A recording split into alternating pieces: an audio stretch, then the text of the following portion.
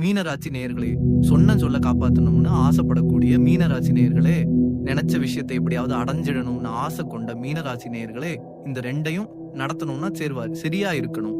கூட்டாளிகள் சரியா இருக்கணும். சேராத இடம் சேர்ந்து வஞ்சத்துல வீழ்ந்தா அது எட்டா கர்ணாவாக எதிர்கொள்ள முடியாது. இந்த பாட்டு உங்களுக்கு கரெக்டா ஆஃப்டா இருக்கும். என்ன காரணம்னா, நிறைய இடத்துல தப்பு கணக்கு போட்டுருவோம். ஒரு நல்லவங்கிட்ட உதவி கேட்கறத விட கெட்டவன் கிட்ட போய் உதவி கேட்டுருவோம். கெட்டவன் கிட்ட உதவி கேட்டு கெட்டவன் கிட்ட மாட்டிப்போம். இந்த கெட்டவன் என்ன பண்ணுவான்னா, நம்ம வீட்லயே குடியேறிடுவான். அப்படின்னா என்ன, நம்மளுடைய சொந்த நடவடிக்கைகளை தலையிடுவான். ஏண்டா இவனை வம்புக்கு விலை கொடுத்து வாங்கணும்னு மீனராசி அடிக்கடி துன்பப்படக்கூடிய வாய்ப்பு உண்டு. முதல்ல இதை தெரிஞ்சுக்கங்க. யாருகிட்ட உதவி கேட்கணும், யாருகிட்ட உதவி கேட்க கூடாது, எவனை உள்ள விடணும், எவனை உள்ள விடக்கூடாது, எவன்கிட்ட சேரணும், எவன்கிட்ட சேரக்கூடாது. சேர்க்கை தான் சேதாரத்தை அதிகமா உண்டு பண்றது. சேர்க்கை சரியா இருந்ததுன்னா சேதாரமும் கிடையாது, கூலியும் கிடையாது. பவுன் அப்படியே நமக்கு சொந்தம். குறைஞ்ச ரேட்ல பவுன் வாங்கிட்டு போயிட்டே இருக்கலாம். வாங்கிடலாமா? இவ்வளவுதான் மீன ராசிக்கு. முடிக்கல, கொஞ்சம் இருக்கு டைம் மீனராசிக்காரர்கள். இவ்வளவுதான். இதை தெரிஞ்சுக்கிட்டாலே முடிஞ்சு போச்சு. வீட்டுல கெட்டது இருக்காது. அதை மீறி ஒரு கெட்டது வருதுன்னா அந்த கெட்டதை நீக்கிறதுக்கு ஒண்ணு விஷ்ணு பூஜை பண்ணுங்க, பெருமாளை வழிபாடு பண்ணுங்க, பெருமாள் கோவில்ல பெருமாளை போய் தரிசனம் பண்ணுங்க, உங்க வீட்டுல விஷ்ணு சகஸ்ரநாமம் பாராயணம் பண்ணுங்க, நாராயண மந்திரம் டெய்லி காலையில 108 தடவை, சாயந்தரம் 108 தடவை சொல்லுங்க. நாராயண மந்திரம் ஓம் நமோ நாராயணாய். உங்க வீட்டுல ரொம்ப திருஷ்டிகள், ரொம்ப கண் திருஷ்டிகள், ஓமல்கள், எதிரிகள், தொந்தரவுகள் ரொம்ப கெட்டது இருக்கு அப்படின்னா உங்க வீட்டுல துளசி தீர்த்தம், பெருமாள் கோயிலுக்கு போயிட்டு துளசி தீர்த்தத்தை வாங்கிட்டு அதை கொஞ்சம் தண்ணியில கலந்து வீடு முழுக்க தெளிச்சு விடுங்க. கண்டிப்பா கெட்டது விலகும். கண்டிப்பா கெட்டது விலகும். இந்த மீன ராசிக்காரர்கள் இந்த பரிகாரத்தை அவசியம் செய்யுங்க. காலையில 108 தடவை, சாயந்தரம் 108 தடவை நீங்க நாராயண மந்திரம் சொல்லுங்க. வீட்டுல விஷ்ணு சகஸ்ரநாமம் பாராயணம் பண்ணுங்க. வியாழக்கிழமை, சனிக்கிழமை இந்த 2 நாள் எடுத்துங்க. வியாழக்கிழமைக்கு தன்வந்திரி தேவதைன்னு சொல்லுவாங்க. நல்லா கவனிங்க. வியாழக்கிழமைக்கு நேரா தன்வந்திரி கோவிலுக்கு போயிடுங்க. தன்வந்திரி தேவதைய வழிபாடு பண்ணுங்க. அதே மாதிரி சனிக்கிழமைக்கு பெருமாள் கோவில் போங்க, பெருமாளை சேவி.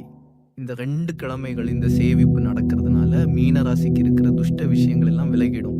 இன்னும் ஒரு முக்கியமான செய்தி, பெருமாள் கோவிலுக்கு போயிட்டு வரும்பொழுது, தன்வந்திரியை பார்த்துட்டு வரும்போது நேரா வீட்டுக்கு தான் வரணும். அதுதான் ரொம்ப முக்கியம். இது இல்லாம எங்கேயாவது ஹோட்டலுக்கு போயிட்டு சாப்பிட்டு வரதெல்லாம் இருக்கக்கூடாது. மேக்சிமம் கோயிலுக்கு போனாலே வீட்டுக்கு வந்துடும். நான் சில பேர் சொல்லுவாங்க, சாரு நான் சாப்பாடு வாங்கிட்டு போய் ஹோட்டலுக்கு கோயிலுக்கு போங்க, வண்டியில வச்சுட்டு போங்க, கோயிலுக்கு போயிட்டு நேரா வீட்டுக்கு வந்துருங்க, வீட்டுக்கு சாப்பிட்டுக்கலாம், இப்படி பண்ணலாம் புண்ணி. அப்ப இந்த மீன ராசிக்காரர்களுக்கு தயிர் தானம் பண்ணுங்க. தயிர்னு சொல்லுவாங்க. வீட்டுல உரத்தி பால் வாங்கி நம்ம வீட்டுல இருக்கிற பழைய தயிரில இருந்து புது தயிர் உரை குத்தி அதை வச்சு, உங்களுக்கு ரொம்ப திருஷ்டி இருக்குங்க சார், என்னால ரொம்ப முடியல, ரொம்ப உடம்பு சரியில்லை, இந்த அரிப்பு, ஸ்கின் ப்ராப்ளம்கள், நல்லா இருந்த முகம் சார் கருப்பா இருக்கு சார், ரொம்ப எனக்கு முடியவே இல்லை, உடம்புல ஸ்கின் ப்ராப்ளம் எல்லாம் வருதுன்னா தயிர் தானம் பண்ணுங்க. இந்த தயிரை அபிஷேகத்துக்கு கொடுங்க கோவில்ல சுவாமிக்கு. அதே மாதிரி இந்த காப்பகங்கள், இங்க இருக்கிற இடங்களுக்கு எல்லாம் தயிர் சாப்பாட்டுல கலந்து கொடுக்கறதுக்கு கொடுங்க. கோவில்ல மணப்பலியில தயிர் கொடுங்க. தயிர் சாதம் போடுறதுக்கு தேவைப்படுறவங்களுக்கு கொடுங்க. தேவையே படாதவங்களுக்கு கொடுத்துட்டு வேஸ்ட் பண்ணாதீங்க. தயிர் தானம் கொடுங்க. உங்க வீட்டுல இருக்கிற கெட்டது விலகு. அதே மாதிரி வியாழக்கிழமை, சனிக்கிழமையில உங்க வீட்டுல பச்சை கற்பூரம், நல்லா கவனிங்க, பச்சை கற்பூரம், அதே மாதிரி ஜாதிக்காய், கிராம்பு, ஏலக்காய், இது எல்லாத்தையும் ஒன்னா போட்டு மிக்ஸ் பண்ணி தண்ணியில கலந்து அதுல கொஞ்சம் பன்னீரையும் சந்தனத்தையும் கலந்து வீடு முழுக்க தெளிச்சு விடுங்க. தெளிக்கும் பொழுது நாராயண மந்திரத்தை சொல்லி தெளிங்க. ஓம் நமோ நாராயணா, ஓம் நமோ நாராயணா. அவ்வளவுதான். வியாழக்கிழமையும் சனிக்கிழமையும் இதை மட்டும் இந்த பரிகாரத்தை தொடர்ந்து செஞ்சு பாருங்க. அதுவும் முக்கியமா மீனராசிக்காரர்கள் குறைந்தபட்சம் 12 வாரம் செய்யணும். அப்படி செஞ்சீங்கன்னா உங்க வீட்டுல என்ன துஷ்டங்கள் இருந்தாலும் விலகிடும். உங்க மனசுல யாரோட சேரணும், யாரோட சேரக்கூடாது, எவன் கெட்டவன் எவன் நல்லவன் தெரிய வந்துடும். தெளிவு பிறக்கும், நல்லது நடக்கும். மனசுல தெளிவு பிறந்துட்டாலே நல்லது தானே செய்யலாமா? நல்லது நடக்கும், நம்புங்க மீனராசிக்காரர்களே. கொடுமைகள் கலைந்து நிச்சயமாக நமக்கு சந்தோஷம் பெருகக்கூடிய நேரம் வந்துருச்சு. வாழ்த்துக்கள். நண்பர்களே, என் உறவுகளே, சொந்தங்களே, இந்த கண் திருஷ்டி விலகணும், எதிரிகள் விலகணும், கோர்ட் கேஸ் பிரச்சனைகள் எது இருந்தாலும் நமக்கு விலகணும், போலீஸ் ஸ்டேஷன் சம்பந்தமான விஷயங்கள் இருந்தா விலகணும், எந்த கெட்டதா இருந்தாலும் விலகணும், நமக்கு தர்ம யுத்தத்துல ஜெயிக்கணும், அவமானம் பற்றக்கூடாது, உறவுகளுக்கு முன்னாடி தலை குடிஞ்சிடக்கூடாது, அது மட்டும் இல்லாம நம்முடைய எதிர்காலம் பாழாயிடக்கூடாது. இதுல எது கெட்டது நடந்தாலும் இது எல்லாமே நடக்கும். இந்த கெட்டதே நடக்காம இருக்க நம்ம வீட்டுல வசீகர சக்தி இருக்கணும். அறிந்தும் அறியாமலும் தெரிந்தும் தெரியாமலும் செய்த சகல குற்றங்களையும் பொறுத்து காத்து ரட்சிக்க வேண்டும். பொண்ணு 18ஆம் படி மேல் வாழும் வில்லாளி வீரன் வீரமணி கண்டன் காசி ராமேஸ்வரம் பாண்டி மலையாளும் அடக்கி ஆளும் ஓம் ஸ்ரீ ஹரிகரசி சுதன் ஆனந்த சித்தன் ஐயன் ஐயப்ப சுவாமியே சரணம் ஐயப்பாங்கிற மந்திரத்தை தினசரி உங்க வீடுகள்ல நீங்க சொல்லுங்க. எல்லாரும் சொல்லுங்க.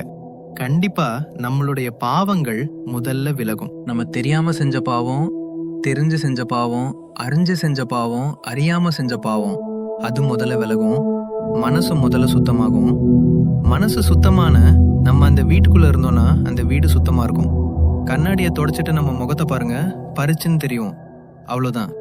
முதல்ல நம்மள சுத்தம் பண்ணிட்டோம்னா நம்ம வீடு சுத்தமாயிடும். இன்னைக்கு தெரிஞ்சுக்கங்க, நான் சொல்ற இந்த 3 விஷயத்த தயவு செய்து எல்லாரும் செஞ்சு பாருங்க. உங்க வீட்டுல கெட்ட சக்தி விலகிடும், எந்த கெட்டதும் உள்ளுக்குள்ள அண்டாது. முதல் விஷயம், உங்க வீட்டுல டெய்லி ஒரு தீபம் ஏத்துங்க. வீட்டை இருள விடாதுங்க. ஏதாவது ஒரு விளக்கு எரிஞ்சிட்டு இருக்கட்டும், வீட்டுல வாசனை இருந்துகிட்டே இருக்கட்டும். வாசனை பொருட்கள் ஒரு பக்தி சென்டலா அடிச்சுக்கிறோம். எல்லா இடத்துலயும் ஒரு வாசனை இருக்கணும். வீட்டுக்குள்ள இல்லேன்னு சொல்லாத வார்த்தை நம்ம கிட்டே இருக்கணும். அவ்வளவுதான். நான் சொல்ற இந்த 3 விஷயத்த தயவு செய்து எல்லாரும் செஞ்சு பாருங்க. உங்க வீட்டுல கெட்ட சக்தி விலகிரும், எந்த கெட்டதும் உள்ளுக்குள்ள அண்டாது. முதல் விஷயம், உங்க வீட்டுல டெய்லி ஒரு தீபம் ஏத்துங்க. வீட்டை இருள விடாதீங்க. ஏதாவது ஒரு விளக்கு எரிஞ்சுக்கிட்டு இருக்கட்டும், வீட்டுல வாசனை இருந்துகிட்டே இருக்கட்டும். வாசனை பொருட்கள் ஒரு பக்தி சென்டலா அடிச்சுக்கிறோம். எல்லா இடத்துலயும் ஒரு வாசனை இருக்கணும். வீட்டுக்குள்ள இல்லேன்னு சொல்லாத வார்த்தை நம்ம கிட்ட இருக்கணும். அவ்வளவுதான். வீட்டுல அதிகமா நம்ம இல்லைங்கிற வார்த்தைய பயன்படுத்தக்கூடாது. அதே மாதிரி சில பேர் ரொம்ப துஷ்டமான வார்த்தைகளை பயன்படுத்துவாங்க. கெட்ட வார்த்தைகளை அதை சுத்தமா தவிர்த்துருங்க. இதை மட்டும் தவிர்த்துருங்க. உங்க வீட்டுல துஷ்ட சக்திகள் எல்லாம் வெளியில வந்துடும். ரொம்ப கடுமையான தோஷம் இருக்கு சுவாமி, கடுமையா எங்களுக்கு செய்வன கோளாறுகள் பிரச்சனைகள் இது மாதிரி இருக்கு, நாங்க என்ன பண்ணலாம்?